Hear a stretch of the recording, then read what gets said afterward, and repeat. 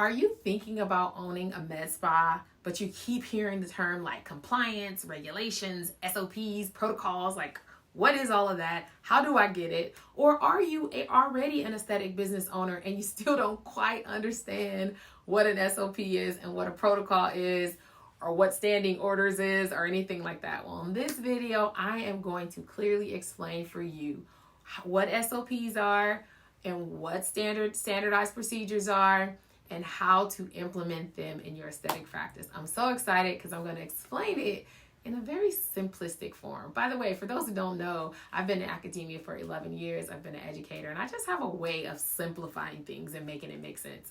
So look forward to this video. I'm excited about it, and let's get started.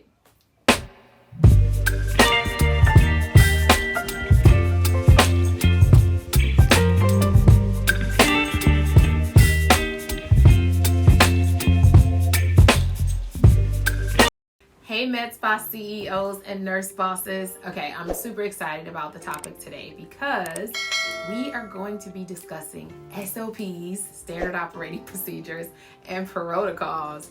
A question that I got asked recently on the comments was, what is the difference? And then I got to thinking, I was like, you know what? We kind of just follow them in the healthcare setting, but we don't really know what it is.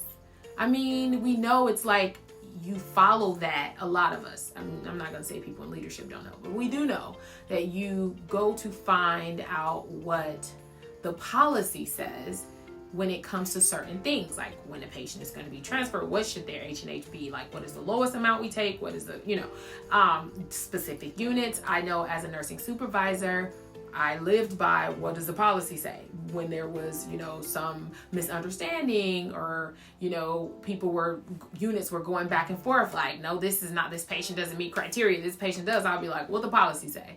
But in business, when it comes to aesthetics, it's like, okay, what is the difference and what does it really mean? So I sat up and I said, okay, I'm going to come up with a YouTube video that is going to provide a clear explanation for those of you who are just like me, who's like, listen, I don't quite get it, so that I can explain it to you. And you can use this in any aspect of your business, but of course you guys know I'm always talking about med spa and aesthetics, so I'm going to help you from that perspective. But either way, you should still understand it. All right, so first let's start with SOPs. And maybe I'm hungry, but it doesn't matter. I just thought about it as in the terms of a recipe, like a food recipe. But let's say like a cake.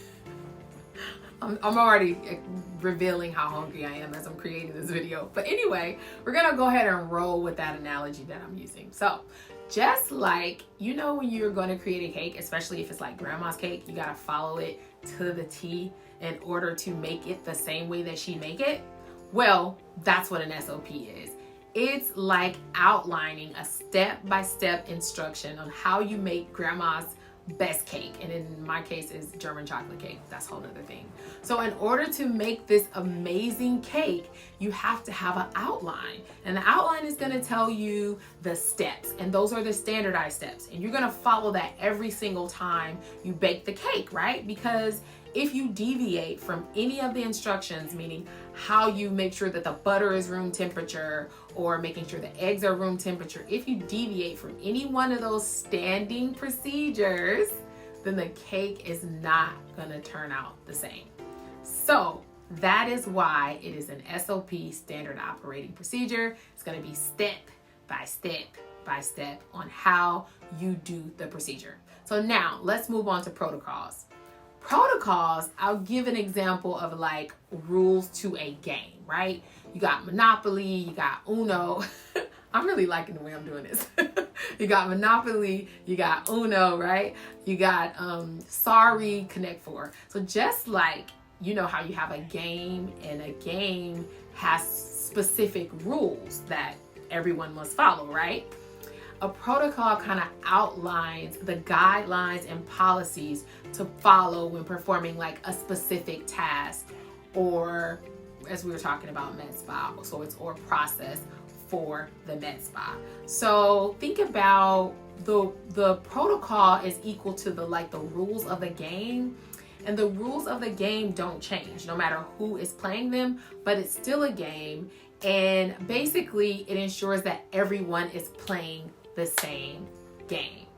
Does that make sense? It's like, I guess I should compare it to, like, if we're going to stick with the food analogy, like a restaurant, making sure that it's open and closed at the same time, but within the restaurant it's a standard operating procedure on how you bake that cake. Think about it like that. So making sure that there's consistency in the rules and also the care that you're providing to your patient, right? Same thing with like open and closed procedures for a restaurant. Those are the protocols, but then you have a specific recipe on how you bake a cake, grandma's cake, right? So whether you're giving a facial or whether you're performing like a laser treatment or cleaning a room, an SOP, standard operating procedure, ensures that everyone follows the same process, whether that's cleaning the equipment, whether that's taking the patient to the back, whatever. It's the same like baking a cake and using the exact same recipe. And I hope that makes sense. And, you know, following this can ensure standardization, keyword standing order, standardization of the policies and the treatments, so that if anything goes wrong, or we know either somebody deviated from it or we can go back to where the source is. So whether you're trying to create a delicious cake, or whether you are an owner of a restaurant, or whether you are having game night, I hope this makes sense. Probably because I've been recording videos all day. Or whether you're having a game night, having SOPs in place and also protocols will ensure your success. So I hope this explained the difference. Protocols, more high level, SOPs, more specific, and sometimes standard operating procedures are within protocols because protocols are high level. So protocols, higher level, standard operating procedures tells you exactly how to do when you're injecting Botox, tells you exactly what to do when you're doing lip injections, tells you exactly what to do when you're doing sclerotherapy. I hope that makes sense. I was just trying to make it fun. And plus I'm trying to keep it short. So here's the key though, takeaway. This is what your medical director, these are what your medical director has to approve. So your SOPs and your protocols have to be signed off, reviewed and signed off by a medical director.